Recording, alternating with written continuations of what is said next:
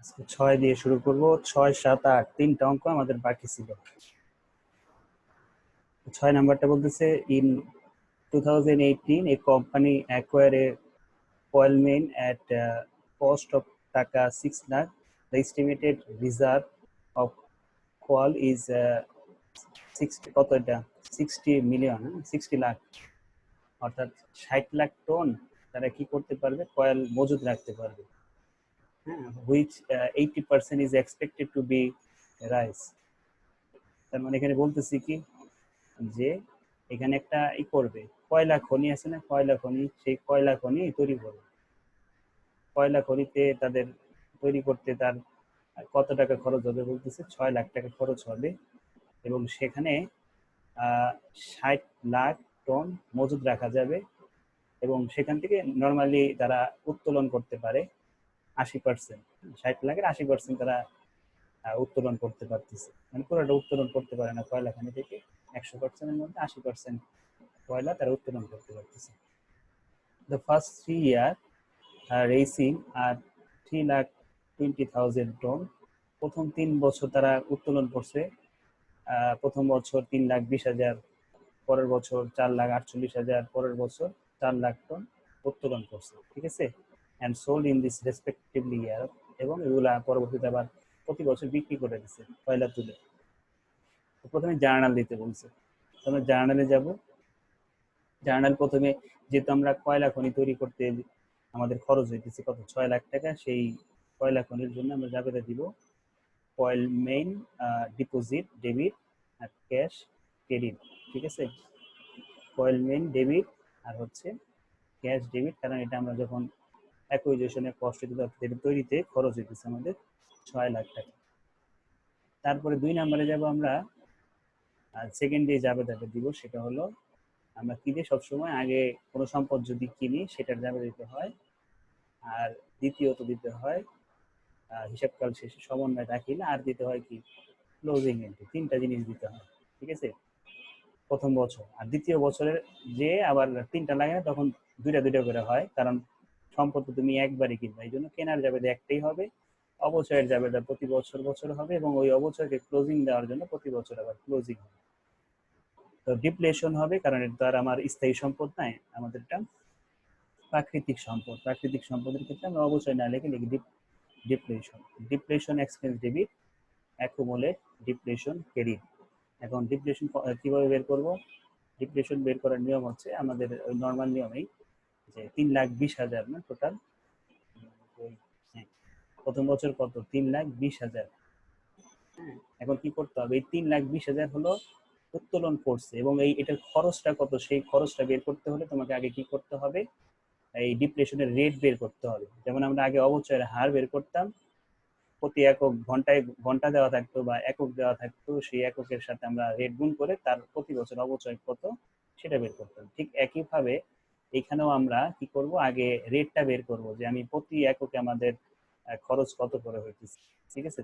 তারপরে এই এককের সাথে অর্থাৎ টনের সাথে আমরা এটা গুণ দিয়ে দিব। তো বের করতে আমরা যে দেখো প্রথমে একটা ওয়ার্কিং করে নিয়েছি, তো কোয়ান্টিফাই এক্সপেক্টেড টু বি কি এক্সট্রাক্ট, হ্যাঁ, অর্থাৎ তুমি কতটুকু ইউজ করতে পারতো সেটা আগে তুমি আইডেন্টিফাই করো। 60 লাখ টনের মধ্যে তুমি উত্তোলন করতে পারবে কত, 80%। তার মানে ওই 80%কে নিয়ে তুমি কাজ করো। 80% হলো 48 লাখ টন। এই 48 লাখ টনকে তুমি ভাগ করবা কি দিয়ে, তোমার খরচ হইতেছিল কত, 6 লাখ। তাহলে 6 লাখ টাকাকে 48 লাখ টন দ্বারা তুমি ভাগ করলে তুমি পাবা 1 টনে কত করে খরচ হইতেছিল। হ্যাঁ, 1 টনে খরচ কত করে যাইতেছে, 0.125। তাহলে কি আমরা এই 0.125 প্রত্যেকটার সাথে তুমি যদি গুণ করো, তাহলে প্রতি বছরে তুমি অবচয় পেয়ে যাবে। অর্থাৎ 3,20,000 টনের সাথে, তারপরে 4,48,000 টনের সাথে, পরে 4 লাখ টনের সাথে, এই 3টা টনের সাথে আমরা স্যার এই জিনিসটা একটু বুঝায় দেন আরেকবার। এটা স্যার আগে এই যে পয়েন্ট রেট বের করছি আমরা নরমালি যখন কি বলে এই প্রোডাকশন মেথড, হ্যাঁ, প্রোডাকশন মেথড যখন আমরা করছিলাম, প্রোডাকশন মেথড আমরা কি করছিলাম, এখানে এই রেট বের করছিলাম। কিভাবে রেট বের করছিলাম, আমরা একটা সম্পদ কতটুকু মেন মূল্য থেকে স্যালভেজ ভ্যালু বাদ দেওয়ার পরে যে অংশ থাকতো সেই অংশটাকে আমরা কি করতাম, মোট প্রোডাকশন দিয়ে ভাগ করতাম। এইখানেও ওই কাজটাই করা হইতেছে যে আমাদের একটা খনি তৈরি করতে খরচ হবে 6 লাখ টাকা, এবং এই 6 লাখ টাকাকে ভাগ করবো আমি কত দিয়ে, মোট কতটুকু খনি আমরা উত্তোলন করতে পারবো তাকে দিয়ে। আমরা খনি উত্তোলন করতে পারতেছি 48 লাখ টন। এই 48 লাখ টন আমাদের একটা খনি তৈরি করতে আমাদের খরচ ছিল 6 লাখ। তার মানে 1 টনে আমার খরচ করতেছিল কত, 0.125। তাহলে এই হারে আমাদের অবচয় হবে, ডিপ্লেশন হবে। এই হারে আমাদের ডিপ্লেশন হবে, অর্থাৎ প্রথম বছর আমরা 3,20,000 টন তুলতে পারছি, তাহলে 3,20,000 টনে আমাদের ডিপ্লেশন আসতেছে 0.125 করে কত আসে, 40,000 টাকা আসে। ঠিক আছে, এই যে 40,000, তার মানে কি আমি প্রথম বছর ডিপ্লেশন পেলাম 40,000 টাকা। নিচে হবে প্রথম বছরের আমরা কি দিলাম, প্রথমে যে খরচটা হয়েছিল ওটা নেওয়ার জন্য সেটা দিলাম, দ্বিতীয়ত দিলাম আমরা সমন্বয় দাখিলা অবচয়ের, আর তৃতীয়ত দিব আমরা এইটার ক্লোজিং করব, অর্থাৎ এই ডিপ্রেশন এক্সপেন্সটা ক্রেডিট হবে, ইনকাম সামারি ডেবিট হবে। ঠিক আছে, যে কোনো জিনিসের ক্লোজিং করতে গেলে আমাদের ক্লোজিং হয় নর্মালি 4টা জিনিসের, আয়, ব্যয়, উত্তোলন, লাভ অথবা ক্ষতি। এটা কি ডিপ্লেশন একটা খরচ, খরচের ক্লোজিং দিব আমরা income summary debit, depletion expense credit দিয়ে। ওই টাকা আমরা অ্যাডজাস্টিং এ যেটা দেখেছি সেটাই বলি। এটা ছিল 2018 সাল। তারপরে 2019 সাল, কারণ আমাদের শুরু হয়েছে 18 দিয়ে 3 বছরের করতে বলছে, তাহলে 19 সালে আমরা সেম এই অ্যাডজাস্টিংই দিব, অর্থাৎ depression expense debit, accumulate depression credit. এখানে কত হবে টাকা, দ্বিতীয় বছরে আমি কতটুকু উত্তোলন করতে পারছি, 4,48,000 টন। রেট কত আমরা বের করে রাখছি 0.125, এটা গুণ করে দিলে আমরা 2019 সালের হিসাবকাল শেষে অবচয় কত দাঁড়ালো সেটা পেলাম। সেম এই জিনিসটাকেও আমরা কি করছি, ক্লোজিং দিচ্ছি কিভাবে, income statement debit, depression expense credit. ঠিক একইভাবে 19 সালেও আমরা এই কাজটাই করছি। 19 সালে আমরা 4 লাখ টন তুলতে পারছি, 4 লাখ টনে আমার ডিপ্লেশন দাঁড়াইতেছে 50,000 টাকা, এবং এটারও ক্লোজিং দিচ্ছি। বুঝতে পারছি? এই হলো আমাদের নিয়ম, হলো কি কোনো সম্পদের যদি অবচয়ের ক্ষেত্রে আমাদের জার্নাল প্রথমে হয় সম্পদ নেওয়ার জন্য কত ব্যয় হয়েছে, প্রথম বছর 3টা যাবে দেওয়া, সবসময় মনে রাখবা প্রথম বছর 3টা। এক হলো সম্পদটা নেওয়ার জন্য যে খরচ হচ্ছে সেটার, 2 অবচয়ের, 3 হলো ক্লোজিং। আর পরের বছরগুলোতে সব 2টা 2টা করে জার্নাল। এটা ছিল আমাদের প্রথমে জার্নাল চেয়েছিল, সেই জার্নালটা আমরা করলাম। এরপরে যাব কয়েলমেন্স ডিপোজিট লেজার অ্যাকাউন্ট। লেজার করবো একদম ইজি লেজার, এই যে এখান থেকে আমরা যে জাবেদা করেই রাখছি, এই জাবেদা অনুযায়ী আমরা লেজার করবো। তো দেখো কয়েলমেন্ট ডিপোজিট যে যে জায়গায় আছে সেই জিনিসগুলো আমরা এখানে বসাবো, অর্থাৎ শুধুমাত্র প্রথম 1/1/2018 তারিখেই শুধুমাত্র কয়েলমেন্ট ডিপোজিট আছে। তাহলে কি হবে আমাদের লেজার, আমরা তো লেজার করতেছি কার, কয়েলমেন্ট ডিপোজিটের। কয়েলমেন্ট ডিপোজিটের আমরা এখানে লেজারের নাম দিলাম, তার বিপরীতে কি আছে, ক্যাশ। হ্যাঁ, এই ক্যাশটা কোথায় বলবে, ক্যাশটা বলবে যেহেতু কয়েলমেন্ট ডিপোজিট ডেবিট আছে, ডেবিটে টাকা বলবে 6 লাখ টাকা। এই যে 1/1/2018 তারিখে কয়েলমেন্ট ডিপোজিট করছিল, যার জন্য খরচ হয়েছিল 6 লাখ টাকা। ঠিক আছে, এরপরে আর কোনো লেনদেন হয় নাই এই কয়েলমেন্ট ডিপোজিট নামে, বিধায় আমাদের এই ব্যালেন্সটাই বারবার সিডি আর ভিডি হয়েছে, অর্থাৎ এই পাশে 6 লাখ আমাদের ব্যালেন্স মিলাইতে হলে কি করতে হবে, এই পাশে 6 লাখ আনতে হবে, এবং সেটা কি নামে হবে, ব্যালেন্স সিডি। এই বছরের সিডি পরের বছরের বিডি হবে, আবার এখানে সিডি আনছি, এই সিডিটা আবার বিডি থেকে, এরকম ভাবে আমরা 3 বছরের কি দেখালাম, কয়েলমেন্ট ডিপোজিটের লেজার দেখালাম। বুঝতে পারছি বিষয়টা? আমাদের আর কোনো এন্ট্রি এখানে আসে নাই কেন, কারণ কয়েলমেন্ট ডিপোজিটের একটাই জাবেদা ছিল, এছাড়া আর একটার মধ্যে দেখো কয়েলমেন্ট ডিপোজিট নাই, এই বিধায় এগুলো আমাদের আসে না। এটা হলো আমাদের ওই ফোনের যেই ইয়েটা সেটার জানা। তারপরে আমাদের 3 নম্বরে যে ডিপ্লেশন এক্সপেন্স কয়েলমেন্ট ডিপোজিট অ্যাকাউন্ট। ডিপ্লেশন এক্সপেন্স, এখানে ডিপ্লেশন কয়টা আছে দেখো, এই যে একটা ডিপ্লেশন, তাহলে এটার জার্নাল কি হবে, এই লেজার কি হবে, আমরা তো করতেছি কি ডিপ্লেশনের লেজার। তাহলে টাকা আমি কোথায় বসাবো, ডেবিট পাশে বসাবো, কারণ ডিপ্লেশন এক্সপেন্সে ডেবিট আছে, ডেবিট পাশে টাকা বসাবো কি নামে, অ্যাকুমুলেট ডিপ্লেশন নামে। দেখো তো তাই করছি কিনা, এই যে দেখো ডিপ্লেশন এক্সপেন্স, ডেবিট পাশে টাকা বসাইছি অ্যাকুমুলেট ডিপ্লেশন নামে, কত টাকা, 40,000। আবার সেম টাকাই আবার ক্রেডিট হবে ইনকাম সামারি নামে, কারণ পরের যে জার্নাল সেটাতে আবার ডিপ্লেশন এক্সপেন্স ক্রেডিট, তার মানে আমি ক্রেডিট পাশে টাকা বসাবো ইনকাম সামারি নামে। ঠিক আছে, বা ইনকাম স্টেটমেন্ট। এই দেখো ক্রেডিট পাশে আমি টাকা বসাইছি, ইনকাম স্টেটমেন্ট নামে 40,000 টাকা। এইভাবে প্রত্যেকটারই কাজ করছি, কারণ টাকা তো আমার ভিন্ন হবে, জাস্ট নামগুলা কিন্তু এক, তিনটার নামই একই হবে, জাস্ট টাকাটা খালি ভিন্ন। 3 বছরে 3টা টাকা আমরা বসাই দিছি। বুঝতে পারছি বিষয়টা সবাই? না সমস্যা হলে বলবা, হ্যাঁ আমি আগাই দিছি, কারণ আমাদের পরের যে 2টা অঙ্ক এটা একটু বড়, তো এই জন্য একটু আমি একটু আগাই দিছি এটা। কারো সমস্যা থাকলে বলবা। অ্যাকুমুলেটেড ডিপ্রিসিয়েশনের অ্যাকাউন্ট করতে বলছে। মানে আমাদের এই অঙ্কে 4টা জিনিস চাইছিল, এক হলো জার্নাল, 2 কোয়েলমেন্ট ডিপোজিটের লেজার, ডিপ্রেশন এক্সপেন্সের লেজার, আর অ্যাকুমুলেট ডিপ্রেশনের লেজার। অ্যাকুমুলেট ডিপ্রেশন এখানে কয়টা আছে দেখো, এই যে এই বছরে প্রতি বছরে একটা করে আছে, প্রতি বছরই একটা করে আছে, এবং কার সাথে আছে, ডিপ্রেশন এক্সপেন্সের সাথে আছে, এবং প্রত্যেকটাই কিন্তু ক্রেডিট। দেখো প্রত্যেকটাই ক্রেডিট, তার মানে কি আমি ক্রেডিট পাশে টাকা বসাবো ডিপ্রেশন এক্সপেন্স নাম দিয়ে। দেখে তো তাই করছি, সবারই কিন্তু ক্রেডিট পাশে যে depression expense, depression expense, depression expense, সবাই কিন্তু ক্রেডিট পাশেই বসাইছে। আমি প্রথমে এইটা দিয়েই বুঝাই। প্রথম বছর আমাদের 40,000 টাকা অবচয় ছিল, 40,000 বসেছি ক্রেডিট পাশে, তাহলে আমাদের ব্যালেন্স মিলাইতে হলে কি করতে হবে, এই পাশে 40,000 টাকা আনতে হবে, জেড আনতে হবে, অর্থাৎ ব্যালেন্স সিডি। এই সিডিটা পরের বছর বিডি হয়ে 40,000 হলো। আর নতুন করে 31 তারিখে আবার ডিপ্রেশন হয়েছিল 56,000। ঠিক আছে, তাহলে 56 আর 40 কত হলো, 96,000। তাহলে ওই পাশে শর্ট কত, আমার ডেবিট পাশে শর্ট 96,000, যেটা ব্যালেন্স সিডি নামে আমরা ব্যালেন্স মিলালাম 96,000। এই 96 পরবর্তীতে আবার যাবে, ঠিক আছে, আবার নতুন করে 2020 সালে ডিপ্রেশন হয়েছিল 50,000, মোট 1,46,000 টাকা আমাদের ডিপ্রেশন দাঁড়াবে। হ্যাঁ, ডিপ্রেশনের লাস্ট ব্যালেন্স দাঁড়ালো অ্যাকুমুলেট ডিপ্রেশনের 1,46,000 টাকা। বুঝতে পারছি সবাই এই অঙ্কটা? একদম আহামরি কিছুই না, কিন্তু এটা একদম সিম্পল একটা অঙ্ক ছিল, জাস্ট একটু বড়, এই মানে রিকোয়ারমেন্ট বেশি, 4টা রিকোয়ারমেন্ট, কিন্তু 4টার মধ্যে 3টাই লেজার, একটা হলো জার্নাল। স্যার উপরে ওয়ার্কিং ডে একটু বুঝতে সমস্যা, না এগুলো সমস্যা হয় না। না ওয়ার্কিং তো সহজ ছিল, ওয়ার্কিং তো অত কঠিন ছিল, সিম্পল বিষয় না এটা, যে আমি 6 লাখ টাকা, 6 লাখ টনের মধ্যে 48 লাখ টন ইউজ করছি, আমি যতটুকু ইউজ করতে পারবো ততটুকুই আমাকে অবচয় হিসেবে গণ্য করতে হবে। তাহলে এই 48 লাখ ইউনিট নেওয়ার জন্য আমার খরচ হয়েছিল 6 লাখ, তাহলে 1 ইউনিটের জন্য আমার খরচ কত, 0.125 এক টনের জন্য। তো ওই হিসেবে আমরা পরে গুণ দিয়ে দিচ্ছি রেটটা সবার সাথে।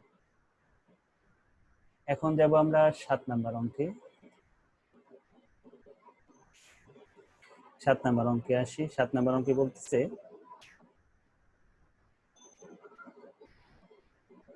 at December 31st, 2013, Shanta Company reported the following as plant asset.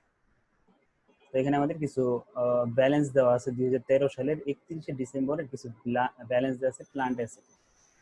Plant asset কোনগুলো, ল্যান্ড, বিল্ডিং, ইকুইপমেন্ট, এগুলোকে আমরা প্লান্ট অ্যাসেট। ল্যান্ড 30 লাখ টাকার ব্যালেন্স আছে, বিল্ডিং এর কত 2,65,00,000 আছে, এরকম ভাবে আমাদের প্লান্ট অ্যাসেট গুলো দেয়, এবং প্লান্ট অ্যাসেটের অ্যাকুমুলেটেড ব্যালেন্স কত সেগুলো দেওয়া আছে। এরপরে আমাদের নিচে কিছু ইনফরমেশন দিচ্ছে 2014 সালে। During 2014, the following selected cash transaction occurred. প্রথমে বলতেছে পারচেজ ল্যান্ড ফর টাকা 22 লাখ। তার মানে কি, একটা সম্পদ তুমি কিনছো, ল্যান্ড ভূমি কিনছো কত টাকা দিয়ে, 22 লাখ টাকা। বুঝতে পারছি? এরপরে আমাদের আরো কয়েকটা এন্ট্রি আছে, আমরা একটু রিকোয়ারমেন্টে যাই, কি চাইছে সেই অনুযায়ী আমরা একটা করে কাজ করি। জার্নালাইজ দ্য অ্যাবভ ট্রানজাকশন, প্রত্যেকটা ট্রানজাকশনের জার্নাল করতে বলছি। তাহলে আমরা প্রথমটা যদি জার্নাল করি, 2014 সালের এপ্রিলের 1 তারিখে ফার্স্ট জার্নালটা কি হবে, আমরা ল্যান্ড কিনছি, তাহলে ল্যান্ড ডেবিট ক্যাশ ক্রেডিট। বুঝতে পারছি সবাই? প্রথমে ল্যান্ড কিনছি, এই জন্য land debit cash credit 22 lakh টাকা। সেকেন্ডে আমরা কি করব, বলতেছে মের 1 তারিখ, তো আমরা এখানে লিখলাম মের 1 তারিখ কি করছে, একটা সম্পদ বিক্রি করে দিছে। sold equipment that cost টাকা 6 lakh when purchased on January 1, 2010. The equipment was sold for টাকা 3,60,000. বলছে যে 6 লাখ টাকা দিয়ে একটা সম্পদ কিনছিল 2010 সালের জানুয়ারির 1 তারিখ। ঠিক আছে, এবং এই সম্পদটা বিক্রি করছে কত টাকা? 3,60,000 টাকা। বুঝতে পারছি বিষয়টা? যে একটা ল্যান্ড ইকুইপমেন্ট বিক্রি করছে যার ক্রয় মূল্য ছিল 6 লাখ টাকা এবং বিক্রয় মূল্য ছিল 3,60,000 টাকা। এখন আসো এখানে কি করবো? এখানে আমাদের দুইটা কাজ করতে হবে। এক হলো আমরা কতদিন ইউজ করছি সেটা একটু আগে দেখতে হবে। 2010 সালের 1 জানুয়ারিতে আমরা কিনছি এবং এটা বিক্রি করছি কবে? মের 1 তারিখ। কত সালের? 2014 সালের মের 1 তারিখে আমি সম্পদটা বিক্রি করছি। এখন এখানে একটা অবচয় ধরতে হবে, কারণ তুমি তো অলরেডি কত বছর ইউজ করছো? 2010 সালের 1 জানুয়ারি যেহেতু কিনছো, তাহলে প্রতি বছরই অবচয় হয় না? এখন এই অবচয়টা কোন পদ্ধতিতে সেটা আমাদের প্রশ্নে বলা আছে। কোন পদ্ধতিতে তারা অবচয় ধরে? যে বলছে the company use step 9 method depreciation for building and equipment. ঠিক আছে, এবং বিল্ডিং এর আয়ুষ্কাল দেওয়া আছে 50 বছর আর ইকুইপমেন্টের আয়ুষ্কাল দেওয়া আছে 10 বছর এবং কোনো স্যালভেজ ভ্যালু ছিল না। Update depreciation on asset dispose at the time of sales of retirement. আচ্ছা, এটাতে পরে যাই আমরা। তো আমরা এখন বলতেছিলাম যে এই যে সম্পদটা কিনছিল কত দিয়ে? 6 লাখ টাকা দিয়ে। সরল রৈখিক পদ্ধতিতে অবচয় ধরা হয় এবং এই এই ইকুইপমেন্টের আয়ুষ্কাল হলো 10 বছর। সরল রৈখিক পদ্ধতি মানে কি? প্রতি বছর অবচয়ের হার অবচয়ের সমানভাবে হবে নাকি, এবং প্রতি বছরই অবচয়গুলো হিসাবকাল শেষে সমন্বয় করা হয়। তো এখন আমরা দেখব 2014 সালে কয় মাস ইউজ করছে। 2014 সালে জানুয়ারি, ফেব্রুয়ারি, মার্চ, এপ্রিল। কারণ মেতে 1 তারিখ ওটা তার কাউন্ট করবো না না, এটা আমরা কি 4 মাস, 4 মাস এই সম্পদটা ইউজ করা হয়েছে। তাহলে এই 6 লাখ টাকার সম্পদ, এটার আয়ুষ্কাল কত ছিল? 10 বছর। তাহলে 6 লাখ টাকার সম্পদকে আমরা 10 বছর দ্বারা যদি আমি ভাগ করি, তাহলে 1 বছরের অবচয় বের হবে। কিন্তু আমরা 2014 সালে কতদিন ইউজ করছি? ইউজ করছি 4 মাস। তাহলে 4 মাসের অবচয় কত সেটা আমাকে বের করতে হবে। বুঝতেছি সবাই? আমরা এই সম্পদটা কিনছি 2010 সালের 1 জানুয়ারি এবং এই সম্পদের আয়ুষ্কাল 10 বছর। আমি যদি 10 দিয়ে ভাগ করি এটাকে, তাহলে আমি পাবো 1 বছরের অবচয়, অর্থাৎ 60,000 টাকা পাবো। এই 60,000 টাকা হলো 1 বছরের টাকা, কিন্তু আমার দরকার 3 মাসের অবচয় কত? এই 60,000কে আমরা 12 দ্বারা ভাগ করব, 4 দ্বারা গুণ করবো, 4 মাস, অর্থাৎ জানুয়ারি, ফেব্রুয়ারি, মার্চ, এপ্রিল, 4 মাস দিয়ে আমরা গুণ করবো। এই কাজ করে আমরা কি করব? অবচয় বের করবো, অর্থাৎ এই 4 মাসে কত টাকা অবচয় হয়েছে। তারপরে আমরা ওই বিক্রয় যে করছো ওই বিক্রয়ের জার্নাল দেবো। তাহলে 4 মাসের অবচয় কত দাঁড়াইছে? 20,000 টাকা। বলছি কি depreciation expense debit, accumulate depreciation credit কত টাকা? 20,000 টাকা। বুঝছি সবাই 20,000 টাকা কিভাবে আসছে? আমাদের সম্পদের মেয়াদ যতদিন না, সরলরৈখিক পদ্ধতির নিয়ম কি? আয়ুষ্কাল দ্বারা ভাগ করতে হয়। সম্পদের ক্রয় মূল্য থেকে ভগ্নাংশ মূল্য থাকলে সেটা বাদ দিয়ে আয়ুষ্কাল দিয়ে ভাগ করলে আমরা প্রতি বছরের অবচয় পাই। তো 10 দিয়ে ভাগ করার কারণে আমাদের 60,000 টাকা আসছে। 60,000 হলে 1 বছরের অবচয়। আমার 4 মাসের অবচয় বের করতে হলে কি করতে হবে? এটাকে আবার 12 দিয়ে ভাগ 4 দ্বারা গুণ করে 20,000 টাকা আমরা আনবো। আচ্ছা, এটা হলো অবচয় বের করলাম। এখন আসো সম্পদ যে বিক্রি করছে সেটার জার্নাল দিতে হবে তোমাকে। সম্পদ বিক্রি করে টাকা পাইছে কত? 3,60,000। তাহলে যেহেতু টাকা পাইছে, তাহলে আমাদের যাবে দেখি হবে ক্যাশ ডেবিট হবে না? ক্যাশ ডেবিট, এই যে দেখো ক্যাশ ডেবিট কত টাকা, কত টাকা পাইছে বিক্রি করে? 3,60,000 টাকা পাইছে, 3,60,000 টাকা পাইছে। ঠিক আছে, এরপর আমরা কত টাকার সম্পদ বিক্রি করে দিছি? 6 লাখ টাকার সম্পদ বিক্রি করে দিছি। তাহলে আমার এই পুরো 6 লাখ টাকার সম্পদ কি চলে গেছে? তার মানে ইকুইপমেন্ট কি হবে? ক্রেডিট হবে কত টাকা? 6 লাখ টাকা। আমি কয় লাখ টাকার সম্পদ বিক্রি করছি? 6 লাখ টাকা। যেহেতু সম্পদ চলে গেছে, সম্পদ চলে গেলে ক্রেডিট হয়, এই ক্রেডিটে লিখছি আমি 6 লাখ টাকা। দুইটা এন্ট্রি কিন্তু বললাম, এক হলো নগদ বিক্রি করে 3,60,000 পাইছি, এই জন্য নগদান হিসাব ডেবিট। আর আমার সম্পদ বিক্রি করে দেওয়ার কারণে সম্পদ চলে গেছে, ইকুইপমেন্ট চলে গেছে, ইকুইপমেন্ট ছিল 6 লাখ টাকা, 6 লাখ টাকা আমি কি করলাম? ক্রেডিট পাশে বসালাম। এরপরে আসবো আমরা সম্পদের কিছু অ্যাকুমুলেট ডিপ্রিসিয়েশন ছিল, পুঞ্জভূত অবচয় ছিল। এখন সেই পুঞ্জভূত অবচয় কত দিনের পুঞ্জভূত অবচয় আমি এখানে দেখাবো। আমাদের সম্পদটা মোট যতদিন ইউজ হয়েছে ঠিক ততদিনের আমরা পুঞ্জভূত অবচয় দেখাবো। এখন মোট কতদিন ইউজ হয়েছে বুঝবো কিভাবে? 2010 সালের 1 জানুয়ারিতে নিছি। তাহলে 10 সাল সম্পূর্ণটাই আসবে না, 10 সাল সম্পূর্ণটা আসবে 10, 11, 12, 13, 4 বছর কিন্তু সম্পূর্ণ ইউজ হয়েছে। খেয়াল করে বিষয়টা, 2010-এর জানুয়ারি মাসে সম্পদ কিনছে, তাহলে 10 সাল পুরো ইউজ করছে, 11 সাল ইউজ করছে, 12 সাল ইউজ করছে, 13 সাল ইউজ করছে, ঠিক আছে, এবং 14 সালের কতদিন ইউজ করছে, 4 মাস ইউজ করছে। তাহলে 4 বছর 4 মাসের মোট অবচয় কত, সেটাকে আমরা বলতেছি পঞ্জগত অবচয়। হ্যাঁ, 4 বছর 4 মাসের মোট অবচয়টাকে আমরা কি বলতেছি, পঞ্জগত অবচয়, যেটা এখানে আমরা ওয়ার্কিং ওয়ানে আমরা করে রাখছি। দেখো, এই যে 6 লাখ টাকা হলো এক বছরের মোট সম্পদের মূল্য, তাকে আমরা 10 দিয়ে ভাগ করে আমরা বলছিলাম কি 60,000 টাকা আসে কি এক বছরের অবচয়।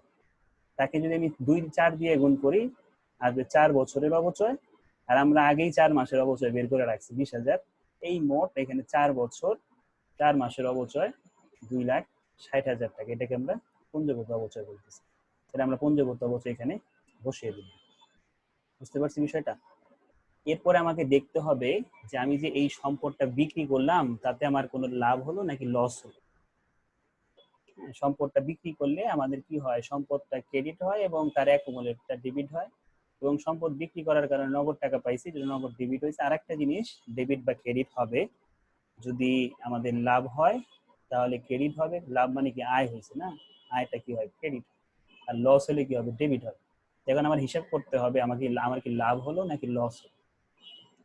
কিভাবে লাভ লস হিসাব করব, আমরা জানি কি যে বহির্মূল্য এবং বিক্রয় মূল্য, বহির্মূল্য কোনটাকে বলে আমরা চ্যাপ্টারের শুরুতেই বলছিলাম, বুক ভ্যালু কোনটাকে বলে, মোট সম্পদের যে ক্রয় মূল্য, সেই ক্রয় মূল্য থেকে পুঞ্জগত অবচয় বাদ দেওয়ার পর যেটা হয় সেটাকে আমরা বলি বুক ভ্যালু। এই বুক ভ্যালুর সাথে বিক্রয় মূল্য সেলস ভ্যালু কম্পেয়ার করব, যদি সেলস ভ্যালু বেশি হয় বুক ভ্যালু থেকে তাহলে বলবো গেইন হয়েছে, আর যদি বুক ভ্যালু সেলস ভ্যালু কম হয় তাহলে বলবো লস হয়েছে। এখন এটা আমাদের তো সেলস ভ্যালু কোশ্চেনে দেওয়া আছে, কত দেওয়া আছে সেলস ভ্যালু, 3,60,000 টাকা দেওয়া আছে কোশ্চেন, ঠিক আছে, বিক্রয় মূল্য। এখন আমাদের কি করতে হবে, বুক ভ্যালু বের করতে হবে। বুক ভ্যালু কিভাবে পাবো, আমাদের কিন্তু সম্পদের মোট মূল্য জানা আছে 6 লাখ, এবং সম্পদের অ্যাকুমুলেটেড ব্যালেন্সও 2,60,000। তাহলে 6 লাখ থেকে 2,60,000 বাদ দিলে কত থাকে, আমাদের 3,40,000 টাকা থাকে। তাহলে আমরা বুক ভ্যালু পেলাম কত, 3,40,000, যেটাই দিয়ে দেখো নিচে আমরা ওয়ার্কিং করে বুঝিয়ে দিছি যে আমাদের সম্পদের কস্ট মূল্য ছিল 6 লাখ, এবং 4 বছর 4 মাস ইউজ করে অবচয় হয়েছে 2,60,000। তার মানে তোমার বিক্রয় যোগ্য মূল্য ছিল কত, 3,40,000, কিন্তু তুমি বিক্রি করছো কত, 3,60,000 টাকা বিক্রি করছো, তাহলে তোমার লাভ হলো কত, 20,000 টাকা। বুঝতেছি সবাই? এই 20,000 টাকা তোমার গেইন, এই গেইনটা ক্রেডিট হয়, gain on disposal of equipment. তুমি যে সম্পদ বিক্রি করছো তার যে লাভ, সেই লাভটাকে তুমি ক্রেডিট করছো। তার মানে কি তোমার সবকিছু কিন্তু মিলে গেছে, দেখো এই পাশেও মিলে গেছে 6,20,000, এই পাশেও কিন্তু দেখো 6,20,000।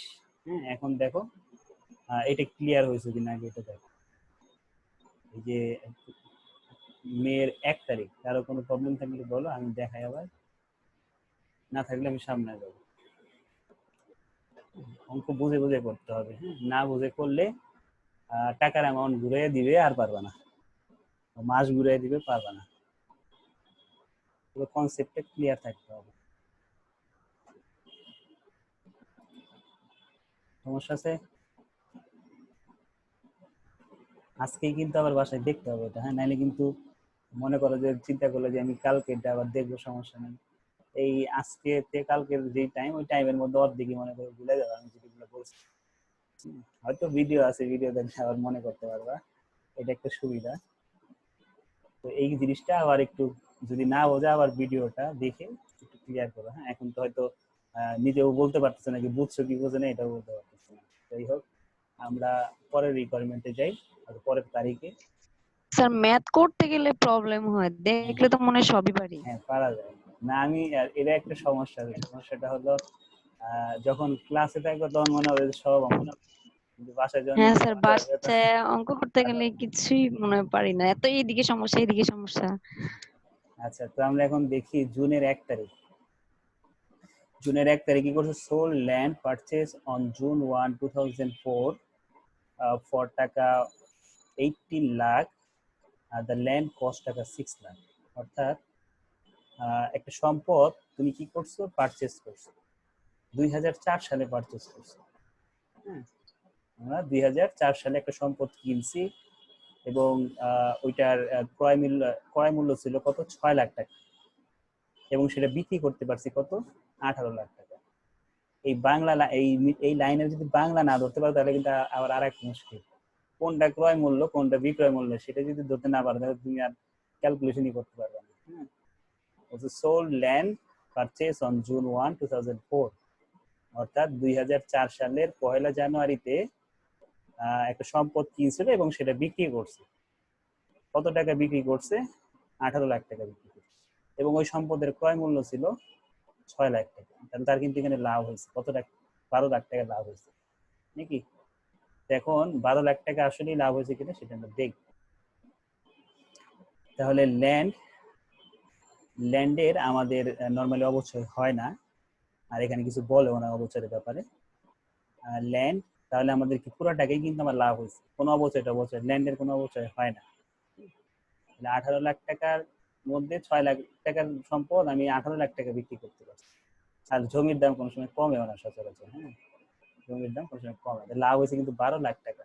কয় বছরে, 2004 সালে কিনছিল, বিক্রি করছে 2014 সালে, প্রায় 10 বছর। পুরো 10 বছর না, এখানে জুনের তো হয়তো 9.5 বা আর একটু কম হবে। তো এই কয় বছরে সে লাভ করছে 12 লাখ টাকা। তাহলে সম্পদ যেহেতু বিক্রি করে দিছে ল্যান্ড, তো ল্যান্ডটা কি চলে গেছে নাকি, ল্যান্ড ক্রেডিট হবে। আর বিক্রি করে টাকা পাইছে, কত পাইছে, 18 লাখ টাকা পাইছে। ক্যাশ ডেবিট হবে 18 লাখ টাকা, আর লাভ হয়েছে তার কত, 6 লাখ টাকা, সরি 12 লাখ টাকা। এই লাভটাকে আমি কি লিখি, ক্রেডিট পাশে দেখি। দেখো, ক্যাশ ডেবিট 18 লাখ টাকা পাইছে বিক্রি করে, কত টাকার সম্পদ ছিল, 6 লাখ টাকার সম্পদ চলে গেছে, আর তার লাভ হয়েছে 12 লাখ। বুঝতে পারছি বিষয়টা। এই ছিল আমাদের জুনের 1 তারিখ। এরপর আসে জুলাই মাসে পারচেস অফ ইকুইপমেন্ট নতুন করে কিনছি, তাহলে আমরা নর্মাল জার্নাল দিব, ইকুইপমেন্ট ডেবিট, ক্যাশ ক্রেডিট। সর্বশেষ আসতেছে 31 তারিখ। Retired equipment that can cost টাকা 5 lakh when purchased on November 31st, 2004, no salvage value was received. এটা বলতেছে রিটায়ার্ড ইকুইপমেন্ট বলতে এখানে বোঝানো হয় কিছু সম্পদ আছে যেগুলো অনেকদিন ইউজ করতে করতে ওইটা থেকে আর কোনো ভালো বেনিফিট পাওয়া যায় না, কোম্পানির প্রফিটেও কোনো ভূমিকা, প্রফিট বাড়ানো কমানোর উপরেও কোনো ভূমিকা রাখে না, তখন এই সম্পদটা কি করা হয়, রিটায়ারমেন্ট, মানে এটা রেখে দেওয়া হয়, এটা তার কোনো কাজে চালানো হয় না, অকেজ হয়ে যায় বলে না অনেকটা, ওই রকম। তাহলে 5 লাখ টাকার কি করছে, একটা 2004 সালে একটা সম্পদ কিনছিল 31শে ডিসেম্বরে, যার মূল্য ছিল 5 লাখ, সেটা রিটায়ারমেন্টে রেখে দিল, এটা আর ইউজ করবে না, এবং কোনো সেলস ভ্যালু ছিল। তো এরকম রিটায়ারমেন্টের একটা জার্নাল আছে। রিটায়ারমেন্টের জার্নালটা হলো তোমাকে আগে কি করতে হবে, যে কতদিন ইউজ করছে তার অ্যাকুমুলেট ডিপ্রিসিয়েশনটা বের করতে হবে। যেমন ওই যে আমরা মের 1 তারিখে একটা সম্পদ বিক্রি করছিলাম না, বিক্রি করার আগে আমাকে কি দেখতে হবে, অবচয় কত ছিল। ঠিক একইভাবে রিটায়ারমেন্টেও আমাদের কি করতে হবে, আগে অবচয় কত হয়েছে, কয় বছরে, ডিসেম্বরের 31 তারিখ থেকে 2004-এর, অর্থাৎ 2005-ই ধরা যায় নাকি, 2004-এর 31 ডিসেম্বর মানে 2005-ই ধরা যায়। তাহলে 2005-এর জানুয়ারি থেকে কোন মাস পর্যন্ত যাবা, 2014 সালের 31শে ডিসেম্বর, কয় মাস, কয় বছর, আমরা হিসাব করে দেখি। 2004 তো আমার 31, এটা বাদ, 2005, 6, 7, 8, 9, 10, 11, 12, 13, 14, 10 বছর। ঠিক আছে, 10 বছর আমরা সম্পদটা ইউজ করছি। 5 লাখ টাকার একটা সম্পদ ছিল, এটা আমরা 10 বছর ইউজ করছি। 10 বছরে আমাদের তাহলে অবচয় কত দাঁড়াইতেছে, ইকুইপমেন্টের আয়ুষ্কাল কত বছর ছিল, 10 বছর। তার মানে ওই হিসেবে কিন্তু আমার কোনো ব্যালেন্সই থাকার কথা না নাকি, সম্পদের যেই টাকা দিয়ে আমরা কিনছিলাম 10 বছরে সেটা অবচয়ই চলে গেছে নাকি। কারণ আমাদের এখানে আমরা হিসেব করে দেখছি কি, এই 2005 সালের জানুয়ারি থেকে 31শে ডিসেম্বর 2014 সালে 10 বছরই হয়। তার মানে কি কোনো সম্পদের কোনো মূল্যই কিন্তু থাকতেছে না। তাহলে আমাদের পুঞ্জগত অবচয় কত, 5 লাখ টাকা না। বুঝছি বিষয়টা। আমার আয়ুষ্কালও 10 বছর, আমরা ইউজও করছি 10 বছর, তার মানে কি পুরো 5 লাখ টাকাই কি আমার এই সম্পদটা অবচয় হয়ে গেছে। তার মানে 10 বছরের মোট অবচয় তাহলে কত, 5 লাখ টাকা। তাহলে আমরা যাবে দেখি দিব অবচয় ডেবিট, পঞ্জীভূত অবচয় ক্রেডিট 5 লাখ টাকা। এটা পরে, এটা এখন না। আমরা শুধুমাত্র এটা যেহেতু সরল রৈখিক পদ্ধতি, তাহলে আমরা কি করব, শুধুমাত্র 2000 শুধু অবচয়ের জার্নাল যেটা বলতেছি সেটা, আমি যেটা তোমাদের বললাম 5 লাখ টাকা, ওটা হলো পঞ্জীভূত অবচয়, মানে টোটাল 10 বছরে প্রতি বছর 5,000 করে বা 50,000 যেটাই হোক হিসাব করে দেখবো আমরা কত আসে। সেটা হলো পঞ্জীভূত অবচয়। আমার তো এখন জার্নাল দিব আমি কি বলছিলাম, ডিপ্রিসিয়েশনে, অর্থাৎ সরলরৈখিক পদ্ধতিতে প্রতি বছরে আলাদা আলাদা ডিপ্রিসিয়েশন। অর্থাৎ 2014 সালে আমি পুরো 1 বছর সম্পদটা ব্যবহার করছি। এই সম্পদের আয়ুষ্কাল কত, ইকুইপমেন্টের আয়ুষ্কাল কত, 10 বছর বলে দিচ্ছি। 10 বছর আয়ুষ্কাল হলে 1 বছরে কত করে পড়ে, 1 বছরে 50,000 টাকা পড়ে।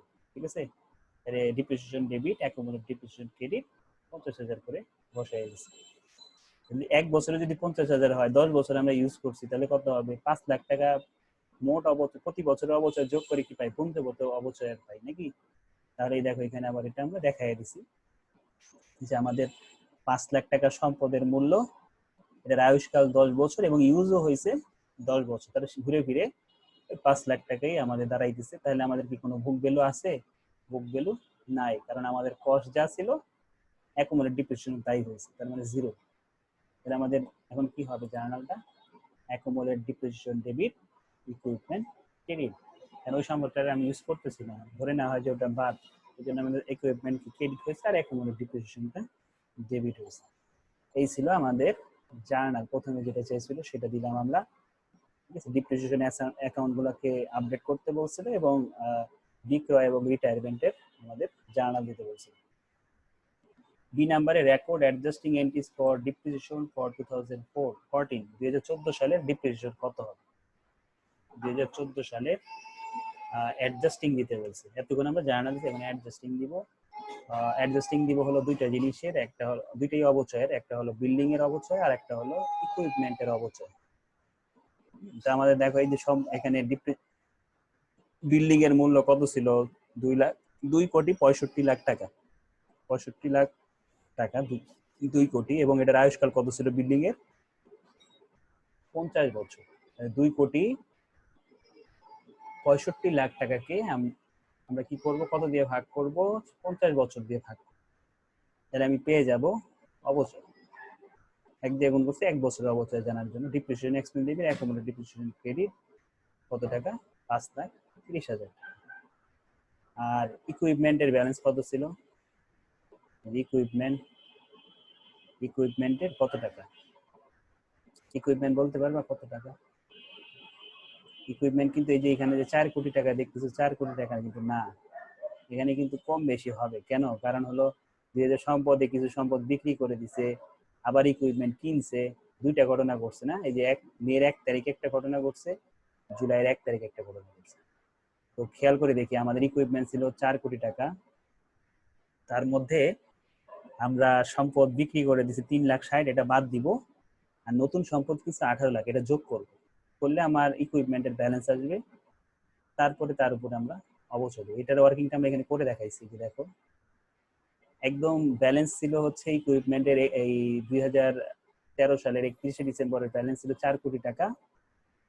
আমরা মের 1 তারিখ 2014 সালের মের 1 তারিখে এই 4 কোটি টাকার সম্পদের মধ্যে 6 লাখ টাকার সম্পদ বিক্রি করে দিছি। আর আমরা রিটায়ারমেন্টে গেছি। রিটায়ারমেন্ট বলতে ওই যে সম্পদটা অকেজ হয়ে গেছিল, এটা আমরা ব্যবহার করে দিতেছি না 5 লাখ টাকা, এটাও তো কি আমাদের মেন সম্পদকে ইকুইপমেন্ট কমায় দিতেছি। তাহলে সর্বশেষ আমাদের এখানে ইকুইপমেন্ট দাঁড়ালো কত, কত এটা, 389 কোটি নাকি, না 38 কোটি,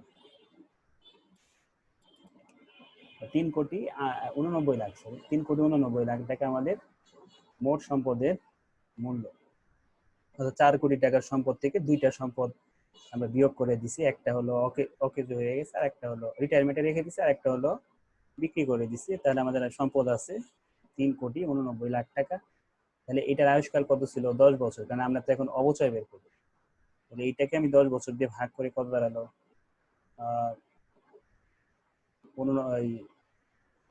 38,90,000 টাকা। 38,90,000 টাকার সাথে আমরা নতুন একটা সম্পদ কিনছিলাম 18 লাখ টাকা দিয়ে।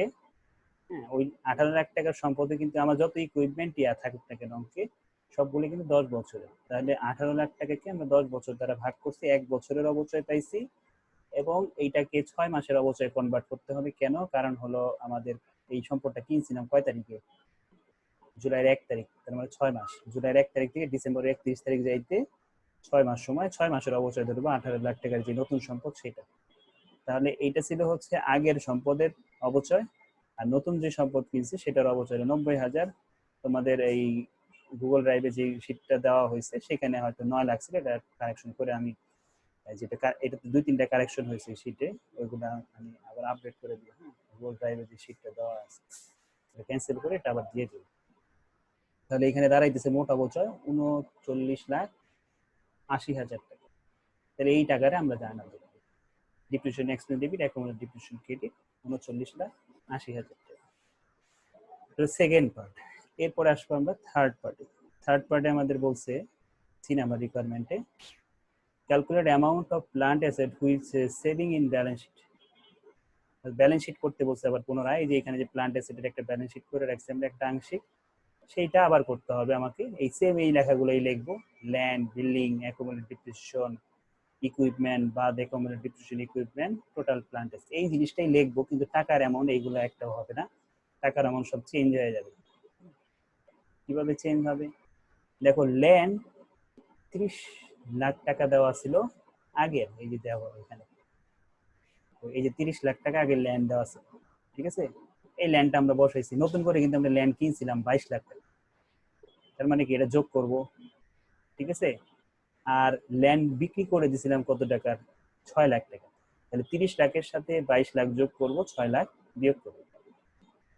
দেখো তাই করছি কিন্তু 30 লাখ টাকা আগে ছিল, পরে 22 লাখ টাকার সম্পদ কিনছি, 6 লাখ টাকার সম্পদ বিক্রি করেছি, তাহলে সর্বশেষ ব্যালেন্স দাঁড়াইতেছে কত?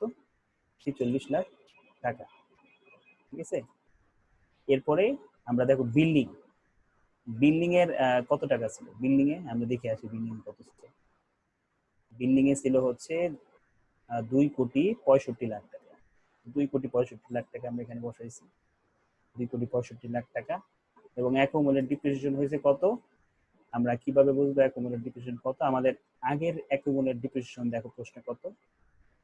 বিল্ডিং এর অ্যাকুমুলেটেড ডিপ্রিসিয়েশন আগে ছিল 1,21,00,000। আর বিল্ডিং এর আমরা নতুন একটা অবচয় বের করে রাখছি, এই যে এখানে, এই যে দেখো কত, 5,30,000। তাহলে এই দুইটাকে আমরা একত্র করব। দেখো 5,30,000 আগে পুঞ্জগত অবচয় আর নতুন অবচয় মিলে টোটাল পুঞ্জগত অবচয় দাঁড়াইছে 1,26,30,000। তাহলে আমরা এখানে মোট সম্পদের বুক ভ্যালু পাইতেছি কত? 1,38,70,000 টাকা। এটা হলো বিল্ডিং এর, আগেরটা ছিল ল্যান্ডের, এটা পেলাম বিল্ডিং এর। এরপরে যাবে ইকুইপমেন্ট। ইকুইপমেন্ট আমাদের একটু খেয়াল করে দেখি, ইকুইপমেন্টের লাস্ট ব্যালেন্স কত বের করছিলাম আমরা? 3,89,00,000 টাকা। হ্যাঁ, আর নতুন একটা সম্পদ কিনছিলাম 18 লাখ টাকা দিয়ে, মোট তাহলে সম্পদের ব্যালেন্স 4,07,00,000 টাকা। 4,07,00,000 টাকার সাথে আমরা অ্যাকুমুলেটেড ডিপ্রিসিয়েশনটা বাদ দিব। অ্যাকুমুলেটেড ডিপ্রিসিয়েশন কিন্তু এখানে অনেকগুলো আসবে, কিভাবে অনেকগুলো একটা একটা আমরা দেখাইতেছি। অ্যাকুমুলেটেড ডিপ্রিসিয়েশন ফার্স্টে ছিল 50,00,000 টাকা। এরপরে আমরা একটা সম্পদ কি করছি, সম্পদ না তো, এখানে আমরা অবচয়ের দিকে তাকাই। এই যে ডিপ্রিসিয়েশন ইকুইপমেন্ট কত? 20,000 টাকা। তাহলে ওইটার সাথে আমরা 20,000 যোগ করব। এরপরে আমরা 2,60,000 বিয়োগ করব। যেগুলো ডেবিটে আছে সেগুলো বিয়োগ করব, অ্যাকুমুলেটেড যেগুলো ক্রেডিট আছে সেগুলো যোগ করব। কারণ অ্যাকুমুলেটেড ব্যালেন্স অলওয়েজ কি হয়? ক্রেডিট হয়। ক্রেডিটে ক্রেডিটে যোগ হবে, আর যেগুলো ডেবিট আছে সেগুলো বিয়োগ হবে। তার মানে ওই মেন টাকার সাথে, অর্থাৎ এখানে 50,00,000 টাকার সাথে 20,000 যোগ করব, 2,60,000 বিয়োগ করব। এরপরে এই যে এখানে আরেকটা আছে, যে এখানে, না সরি এটা না, এই যে নিচে, এটা কি করব? এটা ক্রেডিট আছে তাহলে যোগ করব। আবার এটা কি আছে? ডেবিট আছে, এটা বিয়োগ করব। কয়টা এন্ট্রি পেলাম? এই একটা, তারপরে এই একটা, দুইটা, তারপরে এইখানে একটা, তিনটা, আর উপরে একটা, চারটা। দেখি আমরা চারটা এমন আছে, 1, 2, 3, 4। আরো দুইটা কোথা থেকে আসছে? এই যে নতুন এইখানে আবার দুইটা আছে, একটা হলো 5,30,000, ঠিক আছে? 5,30,000 না তো বলছে যে 39,80,000 টাকা আছে, বুঝতে পারছি। আর এই যে এখানে 5 লাখ টাকা দেখতেছি, এই 5 লাখ টাকা হলো যে রিটায়ারমেন্ট করছে না, ওই 5 লাখ টাকা, বুঝতে পারছি। এই হলো আমাদের অ্যাকুমুলেট ডিপ্রিসিয়েশনের ব্যালেন্স। তাহলে আমাদের কি দাঁড়ালো, এই মোট সম্পদ থেকে আমরা total accumulate depreciation debit credit যোগ বিয়োগ করে দাঁড়াইছে 82,90,000 টাকা। তাহলে আমার সর্বশেষ সম্পদের বুক ভ্যালু দাঁড়াইতেছে 3,24,10,000 টাকা। এটা আমাদের সব সম্পদ যোগ করে দাঁড়াইতেছে 5,04,30,000 টাকা। এটা হলো আমাদের ব্যালেন্স শিটের ব্যালেন্স। এই ছিল আমাদের 7 নাম্বার অঙ্ক। এরপরে আমরা যাবো 8 নাম্বার অঙ্ক। এই জায়গায় তোমার বুঝতে সমস্যা আছে? ওর মনে হয় নেট চলে গেছে। মামুনের বুঝতে সমস্যা আছে এখানে কোনটা? সমস্যা না থাকলে আমি সামনে যাব।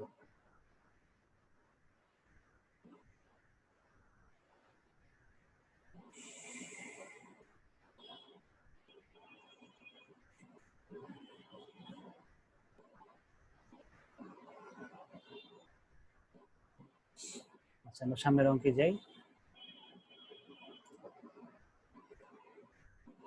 সামনের অঙ্কটাও প্রায় এইটার সাথে মিল আছে কিছুটা, আমরা একটু নিচে নিয়ে যেটাকে।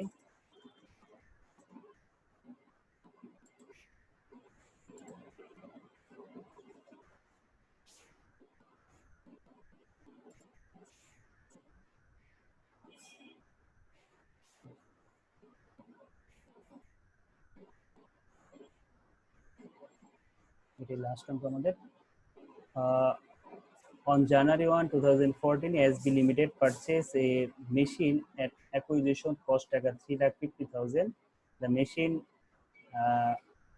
been depreciated by the straight line method using 4-year service life and টাকা 50,000 salvage bill। বলতেছে যে একটা মেশিন 2014 সালে ক্রয় করা হয়েছে 1 জানুয়ারি, এবং এটার খরচ দাঁড়াবে কত, 3,50,000, এবং অবচয় দ্বারা হবে সরল রৈখিক পদ্ধতিতে 4 বছর আয়ুষ্কাল, 50,000 service bill. The company fiscal year ended on December 31, প্রতি বছরের 31শে ডিসেম্বর তাদের আয়ুষ্কাল শেষ হয়, প্রতি বছরের হিসাবকাল গণনা শেষ হয়। Prepare the journal entry or entries to record the disposal of machinery assuming that was scrapped and retired with no salvage value of January 1, 2018। 2018 সালে আমাদের কি করতে বলছে, রিটায়ারমেন্টের জার্নাল দিতে বলছে প্রথমে, ঠিক আছে? জার্নাল এন্ট্রি উপরে বলেই দিছে, প্রিপেয়ার দ্য জার্নাল এন্ট্রি। তো এখন আমরা কি দেবো, 1 নাম্বারটা রিটায়ারমেন্টের জার্নাল দিব। আমরা একটু আগে রিটায়ারমেন্টের জার্নাল শিখছি, যে সম্পদ কি হয় এটাকে আমরা রেখে দিয়ে এটা ইউজ করবো না, এই জন্য কি করবো, আমরা যেই সম্পদটা আমরা কিনছিলাম সেটাকে ক্রেডিট করে দিব, আর অ্যাকুমুলেট ডিপ্রিসিয়েশনকে ডেবিট করব, ঠিক আছে? অ্যাকুমুলেট ডিপ্রিসিয়েশনকে ডেবিট করব। তো অ্যাকুমুলেট ডিপ্রিসিয়েশন ডেবিট করব এবং ওই সম্পদটাকে ক্রেডিট করব। সম্পদের মূল্য কত ছিল দেখো, খেয়াল করো, 3,50,000 টাকা। তাহলে আমি যেহেতু এই সম্পদটাকে রিটায়ারমেন্টে নিয়ে যাব, তাহলে আমরা 3,50,000 টাকা ক্রেডিট করব, আর ডেবিট করব তাকে অ্যাকুমুলেট ডিপ্রিসিয়েশন। আর যদি কোনো ডিসপোজাল একটা ভ্যালু ছিল, অর্থাৎ এই সম্পদটা তুমি যেটা ব্যবহার করতে রিটায়ারমেন্টে নিয়ে যাবা, সেটার আবার একটা ভগ্নাংশ মূল্য ছিল, তাহলে এই ভগ্নাংশ মূল্যটা কি তুমি 4 বছর পরে ফেরত পাইতেছো কত টাকা, 50,000 টাকা। তাহলে এইটা কি হবে, ডেবিট হবে, loss on disposal, loss on disposal. এখন লস কেন হলো সেটা আমি বলতেছি। লসটা হওয়ার কারণ হলো, আমরা নিচে একটা ওয়ার্কিং করছি, সেই ওয়ার্কিং দিকে একটু ঘুরে আসি, ওয়ার্কিং গেলে আমরা বুঝতে পারবো এখানে লস কেন। খেয়াল করে দেখি, অ্যাকুমুলেট ডিপ্রিসিয়েশন আমাদের লাগবে, কেন লাগবে, কারণ আমরা এই সম্পদটা ইউজ করছি কতদিন দেখো, 2014 সালে কিনছি, 2018 সালে এটাকে আমরা কি করতেছি, রিটায়ারমেন্টে নিতেছি। তাহলে এখানে কয় বছর ইউজ হয়েছে, 2014 ফুল ইউজ হয়েছে, 15 হয়েছে, 16 হয়েছে, 17 হয়েছে, হ্যাঁ, তাহলে 18 তো জানুয়ারি, পুরো 4 বছরই কিন্তু ইউজ হয়েছে। 4 বছর ইউজ করার কারণে আমাদের অ্যাকুমুলেট ডিপ্রিসিয়েশন কত দাঁড়াইতেছে, 4 বছরে অ্যাকুমুলেট ডিপ্রিসিয়েশন কত দাঁড়ায়? একদম ইজি, কারণ আমরা তো পুরো বছরটা ইউজ করছি না, 4 বছর আয়ুষ্কাল, 4 বছরই ইউজ করছি, 4 বছর পরে আমি কত টাকা বিক্রি করতে পারবো? 50,000 টাকা বিক্রি করতে পারবো। তাহলে আমাদের অ্যাকুমুলেট কত দাঁড়াইতেছে? 3 লাখ টাকা। 3 লাখ টাকা আমাদের অ্যাকুমুলেট দাঁড়াইতেছে। তুমি এইভাবে করতে পারো, অথবা এইভাবে করতে পারো যে আমাদের অবচয় নিয়ম কি? অবচয় নিয়ম হলো মেইন মূল্য থেকে ভগ্নাংশ মূল্য বাদ দিতে হয়। মেইন মূল্য হচ্ছে আমাদের 3,50,000, সেখান থেকে যদি আমি 50,000 বাদ দিই থাকে 3 লাখ। 3 লাখকে 4 দিয়ে ভাগ, 4 দিয়ে গুণ দিবে, 4 দিয়ে ভাগ করে প্রতি বছরের জন্য। আর আমার জানার দরকার 4 বছরে মোট অবচয় কত, যেটাকে পুঞ্জগত অবচয় বলি, ওই ঘুরে ফিরে কি হবে? ওই 3 লাখই দাঁড়াবে। আমাদের পুঞ্জগত অবচয় 3 লাখ, আর আমাদের সম্পদের মূল্য ছিল 3.5 লাখ। তাহলে আমাদের লস হয়ে গেল কত? লস হয়ে গেছে 50,000, যেটাকে আমরা লস অন ডিসপোজাল বলতেছি। এরপরে আসি 2 নাম্বারটায়। 2 নাম্বারটায় কি করছে? 2017 সালের ঘটনা। 2017 সালে 1 জুলাই তারা একটা সম্পদ কিনছে, বিক্রি করছে, সোল্ড ফর টাকা 40,000 টাকা একটা সম্পদ বিক্রি করছে। আর আমরা বলছিলাম কি, বিক্রয়ে যাই বা রিটায়ারমেন্টে যাই, আমাদের কি করতে হয়? আগে ডিপ্রিসিয়েশন কত হয়েছে ওই অত দিনে, অর্থাৎ যতদিন ইউজ করছি সেটা আগে আমরা বের করি। জুলাইয়ের 1 তারিখের আগ পর্যন্ত তার অবচয় কত হয়েছে সেটা দেখব। অর্থাৎ 2014 সালের যে সম্পদ, সেই সম্পদের কথাই কিন্তু বলতেছে যে এটা বিক্রি করছে জুলাইয়ের 1 তারিখে 2017 সালে। তাহলে 2014 এর জানুয়ারির 1, 2014 1, 15, 16, 17 জানুয়ারি, কত হলো? 4 বছর। 4 বছর। আর এখানে হলো জুলাই মাসের, জুলাইয়ের আগ পর্যন্ত, অর্থাৎ জুন, 6 মাস। 4.5 বছরের পুঞ্জগত অবচয় হবে যখন আমরা বিক্রয়ের জানালাটা দিতে যাব তখন। আর এইখানে কত দিনের অবচয়ের জানালা দিব? কত দিনের? এখন আমরা সরলরৈখিক পদ্ধতিতে তো আলাদা আলাদা ইয়ারে আলাদা আলাদা অবচয় হয়। 14 সালেরটা তো 14 সালে অবচয় হয়ে গেছে, 15 সালে হয়ে গেছে, 16 সালে হয়ে গেছে, 17 সালে আমাদের এখনো জার্নাল দিতে হবে, অ্যাডজাস্টিং দিতে হবে, অর্থাৎ কয় মাসের? 6 মাসের অবচয় দেখাতে হবে। 6 মাসের অবচয় কিভাবে দেখাবো? এই 3,50,000 থেকে আমরা যদি 50,000 বাদ দিই তাহলে থাকে কত? 3 লাখ। 3 লাখটা কয় বছরের জন্য ছিল? 4 বছরের জন্য। তো আমরা কি করব? 4 দ্বারা ভাগ করব। বুঝতে পারছি বিষয়টা? আমরা অবচয় কার উপর ধরি? মেইন মূল্য থেকে ভগ্নাংশ মূল্য বাদ দিয়ে যেটা থাকে সেটার উপর অবচয় ধরি, সরলরৈখিক পদ্ধতি। 3 লাখ টাকা, 3 লাখ টাকা হলো 4 বছরের টাকা, 4 দিয়ে ভাগ করলাম।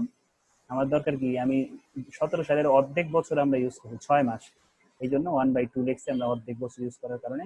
অর্ধেক বছরের অবচয় দাঁড়াই দিচ্ছে 37,500 টাকা। তো এটার আমরা আগে জার্নাল দিই। জার্নাল দিলাম 2017 সালের জুলাইয়ের 1 তারিখে আমাদের অবচয় হয়েছিল depreciation expense debit, accumulated depreciation credit আমাদের কত? 37,500 টাকা। ক্রেডিট পাশে 37,500 হবে, এখানে ভুল ক্রমে কেটে গেছে, বা এটা বইয়ের থেকেই করা তো, ছবি তোলা কেটে গেছে। এই পাশে আমাদের 37,50,000 টাকা। এটা ছিল আমাদের 2 নাম্বার এন্ট্রির প্রথম জার্নাল। এখন দিব আমরা সেলসের জার্নাল।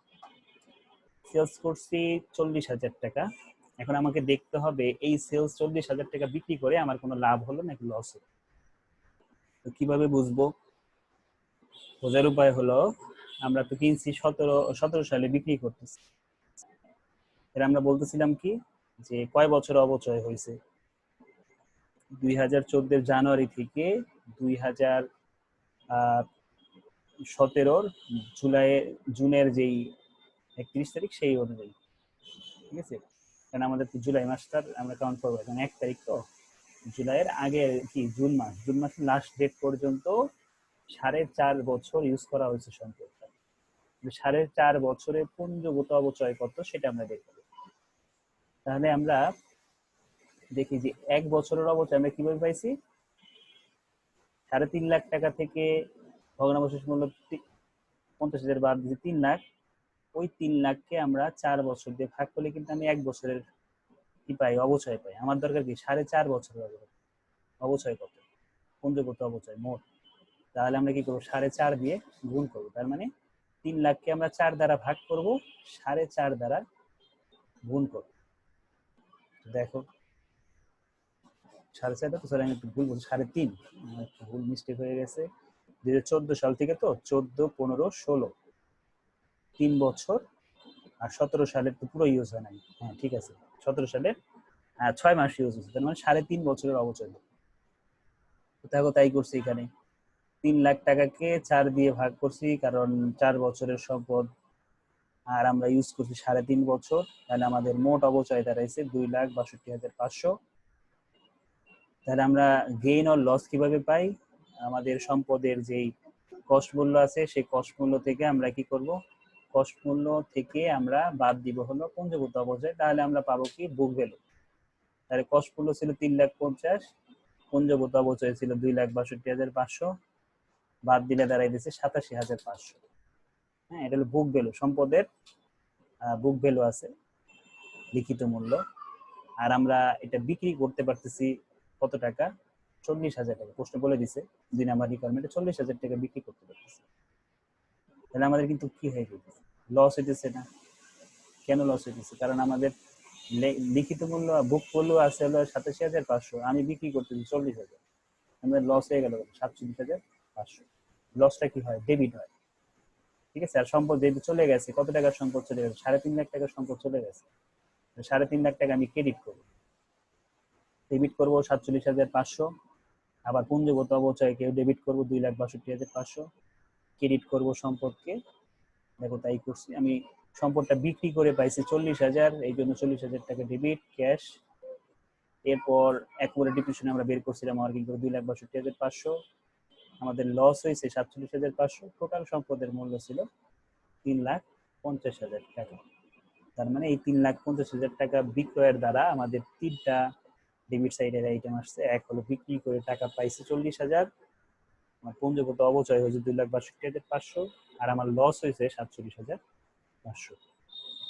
এটা ছিল 2017 সালের প্রথম যেটা ছিল সেটা, 2 নাম্বার। ওটা ছিল আগেরটা 18 সাল, পরেরটা 17, এর পরেরটাও 17 সালের ঘটনাই। বলতেছে the old machine which has a fair market value. এই 3 এবং 4 নাম্বার রিকোয়ারমেন্টটা প্রায় সেম, একটাতে লাভ হয়েছে একটাতে লস হয়েছে। 3 নাম্বার রিকোয়ারমেন্টটা বুঝে 4 নাম্বারটা ইজিলি বুঝে যাব।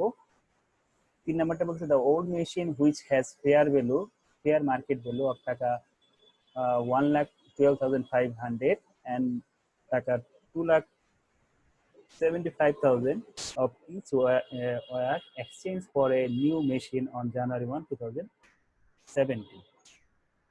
এখানে কি বলতেছে? এখানে বলতেছে যে আমাদের একটা সম্পদ এক্সচেঞ্জ করবে, পুরাতন সম্পদটা সাথে নতুন সম্পদ এক্সচেঞ্জ করবে। নতুন সম্পদ নেওয়ার জন্য তার কত টাকা খরচ করতে হবে?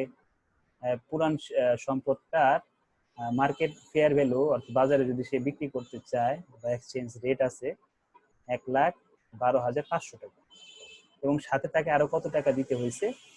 2,75,000 টাকা। তাহলে মোট তাকে কত দিতে হলো নতুন সম্পদের জন্য? তাহলে নতুন সম্পদের মূল্য কত দাঁড়ালো? সে এইটা হলো তার পুরাতন সম্পদের মার্কেট ভ্যালু, আবার সাথে আরো কত দিয়েছে? 2,75,000। মানে মোট কত টাকার সম্পদ রিপ্লেস করতে চেয়েছে বা এক্সচেঞ্জ করতে চেয়েছে, এই দুটো যোগ করলে আমি পেয়ে যাব।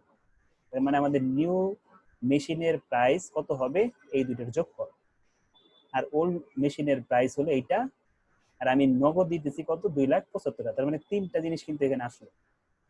এক, ওল্ড মেশিনটা যে এক্সচেঞ্জ করতেছো কত টাকায় এক্সচেঞ্জ করছো? 1,12,500 টাকায়, সাথে তুমি আরো কত দিছো? 2,75,000 টাকা। মোট কত দিছো সেটা হলো নতুন সম্পদের মূল্য। তাহলে এখানে এই 1,25,500 ওল্ড মেশিনের দাম, 2,75,000 হচ্ছে নগদ ক্যাশ দিছো, আর দুটার যোগফল হলো আমাদের নিউ মেশিনের মূল্য। তাহলে 3টা আইটেম কিন্তু এখান থেকে পেলাম। তো দেখি এই 3টা আইটেম তারা কিভাবে জানাবে। তো প্রথমে কি, তুমি নতুন মেশিন কিনতেছো, নতুন মেশিন কেনার কারণে বা এক্সচেঞ্জ করতেছো, এক্সচেঞ্জ করার কারণে তোমার প্রতিষ্ঠানে নতুন মেশিন ঢুকতেছে, এই জন্য নতুন মেশিন আসছে, এই জন্য কি হবে? নতুন মেশিনটা ডেবিট হবে। আর পুরাতন মেশিন তুমি বিক্রি করে দিছো, এই জন্য পুরাতন মেশিনটা ক্রেডিট হবে। পুরাতন মেশিনের মূল্য কত ছিল? এক্সচেঞ্জ রেট ছিল 1,12,500, কিন্তু আমাদের অরিজিনাল প্রাইস কত ছিল? 3,50,000। তোমার 3,50,000 টাকার সম্পদ চলে গেছে, আর কোম্পানিতে ঢুকছে 3,27,500 টাকার সম্পদ। কিভাবে 3,27,500? এই যে এখানে খেয়াল করি, আমার রিকোয়ারমেন্ট ওয়ার্কিং নাম্বার 3-এ, ওয়ার্কিং নাম্বার 3-এ দেখো এইখানে market value of old machine, ওই যে ফেয়ার মার্কেট ভ্যালু যে বলছিলাম 1,25,500, আর ক্যাশ পেড করছে 2,75,000, মোট নতুন মেশিনের দাম দাঁড়ালো কত? 3,87,500। এই জিনিসটাই আমরা এখানে লিখছি। তাহলে আমাদের প্রতিষ্ঠান থেকে পুরাতন সম্পদ চলে গেছে 3,50,000 টাকার, আর প্রতিষ্ঠানে নতুন সম্পদ ঢুকছে 3,87,500 টাকা। আর আমাদের এখন আরো কয়েকটা জিনিস দেখতে হবে, সেটা হলো আমি এইখানে নগদ কত টাকা ছিল, নগদ কয় টাকা দিচ্ছি আমরা? 2,75,000। যেহেতু নগদ টাকা চলে গেছে, ক্যাশও কি হবে? ক্রেডিট হবে। তিনটা এন্ট্রি কিন্তু আমরা অলরেডি বসাইছি। এক হলো কি নিউ মেশিনের মূল্য, নতুন মেশিন আসার কারণে নতুন মেশিন ডেবিট, পুরাতন মেশিন চলে যাওয়ার কারণে পুরাতন মেশিন ক্রেডিট, নগদ টাকা চলে গেছে সেটার জন্য 2,75,000 টাকা ক্রেডিট। আমাদের মাঝখানে কিন্তু আরো দুইটা জিনিস আছে, সেটা হলো ওল্ড মেশিন যে তুমি ইউজ করছিলা তার একটা পঞ্জগত অবচয় আছে। আর আমরা জানি কি ওল্ড মেশিন বিক্রি করে দিলে অথবা ওল্ড মেশিন রিটায়ারমেন্টে গেলে অ্যাকুমুলেট ডিপ্রিসিয়েশন ডেবিট হয়ে যায়। তো এই কারণে এখানে আমরা কি করছি, অ্যাকুমুলেট ডিপ্রিসিয়েশন ডেবিট করছি। এবং অ্যাকুমুলেট ডিপ্রিসিয়েশন কত টাকা হবে সেটা বুঝবো কিভাবে? এই সম্পদটা মোট কতদিন ইউজ হয়েছে সেইটাই হলো ওই অত দিনের যে অবচয়টা, সেই অবচয়টাকে বলতেছি আমরা পঞ্জগত অবচয়। তাহলে এই সম্পদটা কতদিন ইউজ হয়েছে একটু দেখি তো। 3,50,000 টাকার সম্পদ কয় বছর ইউজ হয়েছে? 3 বছর নাকি? 3 বছর কিভাবে বুঝলাম? জানুয়ারিতে ঘটনা করছে, তার মানে কি 17 সপ্তাহ আমি কাউন্ট করতেছি না, 14, 15, 16, 3 বছর আমরা পঞ্জগত অবচয় কত আছে সেটা দেখবো। সেই পঞ্জগত অবচয়ের থেকে মোট 3,50,000 টাকা থেকে পঞ্জগত অবচয় বাদ দিলে আমরা বুক ভ্যালু পাবো। দেখ 3,50,000 টাকা, আর এই 2,25,000 টাকা কিভাবে পাবা? তারা এখানে ওয়ার্কিং করে দেখায় না, আমরা একটু ক্যালকুলেটর আমি একটু দেখে নিই যে এটাই আসে কিনা। আমাদের সম্পদের মূল্য হচ্ছে 3 লাখ টাকা ভাগ আমাদের আয়ুষ করছিল 4 বছর, তাকে আমরা 3 দিয়ে গুণ করবো। হ্যাঁ 2,25,000 আসে। এই ওয়ার্কিংটা তারা এখানে করে নাই, তোমরা করে নিতে পারো যে 3 বছরের মোট অবচয় কত। আমার 3 লাখ টাকার সম্পদ। 3 লাখ কেন বললাম? কারণ আমাদের 3.5 লাখ টাকার মধ্যে স্যালারি বিল আবার 50,000 ছিল, বাদ দিলে 3 লাখ থেকে 3 লাখকে তুমি 4 দ্বারা ভাগ 3 দিয়ে গুণ করলে 3 বছরের পুঞ্জগত অবচয় পাবা। 3 বছরের পুঞ্জগত অবচয় কত টাকা? 2,25,000, আর সম্পদের মূল্য ছিল 3,50,000। তাহলে বুক ভ্যালু দাঁড়ালো কত? 1,25,000 টাকা। আর ফেয়ার মার্কেট ভ্যালু, অর্থাৎ এই সম্পদটা তুমি যখন বাজারে বিক্রি করতে যাবা, বাজার দর আছে কত টাকা? 1,12,500 টাকা। তাহলে তোমার কি লাভ হইতেছে না লস হইতেছে? তোমার লস হয়ে যাইতেছে, কারণ তোমার সম্পদের বুক ভ্যালু দেখতেছে 1,25,000, কিন্তু মার্কেট প্রাইস দেখতেছে 1,12,500, তার মানে 12,500 তোমার ক্ষতি। এটাকে আমরা ডেবিটে নেবো, তাই লস অন ডিসপোজাল। বুঝতে পারছি বিষয়টা? তার মানে কি আমরা আগের যে অঙ্কটা করে আসছি এটার সাথে অনেকটাই মিল আছে এই অঙ্কটা। পরেরটা আবার লাভ হয়েছে, সেম জিনিসই ঘটছে এখানে। হ্যাঁ পরেরটা দেখো একটু বলি। The old machine were exchange for a new machine. Old মেশিনটার সাথে নিউ মেশিনের এক্সচেঞ্জ করবে জানুয়ারি 1। এখানেও জানুয়ারি 1 ছিল, এখানে ওই কথাই বলা ছিল যে আমাদের ওল্ড মেশিনের সাথে নিউ মেশিন এক্সচেঞ্জ করবে। ফেয়ার ভ্যালু ছিল, ফেয়ার ভ্যালু ছিল হচ্ছে আগেরটায় 1,12,500, আর এখন বলছে 1,60,000, এবং সাথে ক্যাশ পেড করছে 25,000। তার মানে কি সব ঘটনাই কিন্তু আগের মতো, খালি এইখানে একটু কাজ আছে, সেটা হলো ওইখানে বেরোচ্ছে লস, এখানে বের হবে লাভ। কাজ কিন্তু একই, সেম আগের কাজটাই করব। তো আমরা লাভ না লস সেটা পাবো কিভাবে? আগের মতো আমরা কি করবো, প্রথমেই নিউ মেশিনের মূল্যটা বের করবো।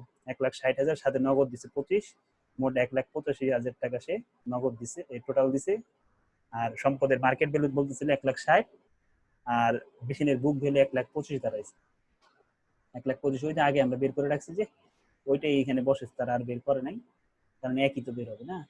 তাহলে আমাদের দেখো সম্পদের বাজার মূল্য আছে 1,60,000, আর বুক ভ্যালু আছে 1,25,000, তার মানে কি লাভ হয়েছে কি নাকি? 35,000 লাভ। আমরা বলছিলাম কি লাভ হলে ক্রেডিট হয়, দেখো তাই কিন্তু বলছে যে গেইন অন ডিসপোজাল ক্রেডিট 35,000, নতুন মেশিন আমরা প্রতিষ্ঠানে ঢুকছে 1,85,000 টাকার, ওল্ড মেশিন চলে গেছে 3,50,000 টাকার। এর জন্য আমরা আবার নগদ দিছিলাম 25,000 টাকা। আর অ্যাকুমুলেট ডিপ্রিসিয়েশন এখানেও যা এখানেও তাই। ঠিক আছে, এই ছিল আমাদের ডিপ্রিসিয়েশনের চ্যাপ্টার। এর বাইরে আর আশা করি কোনো অঙ্ক আসবে না। এখানে যেই 8টা অঙ্ক দেওয়া আছে 8টা অঙ্ক ঠিক মতো করতে পারলেই যথেষ্ট। ঠিক আছে, তো আজকে এই পর্যন্তই রাখি।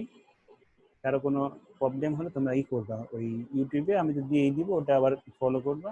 আর এই চ্যাপ্টারটা শেষ করে দেবে, হ্যাঁ, রাইখে দিও না। আজকে না করলে পরে দেখবা যে আমি যা বলছি সব ভুলে যাওয়া। আজকে শেষ করে দিই।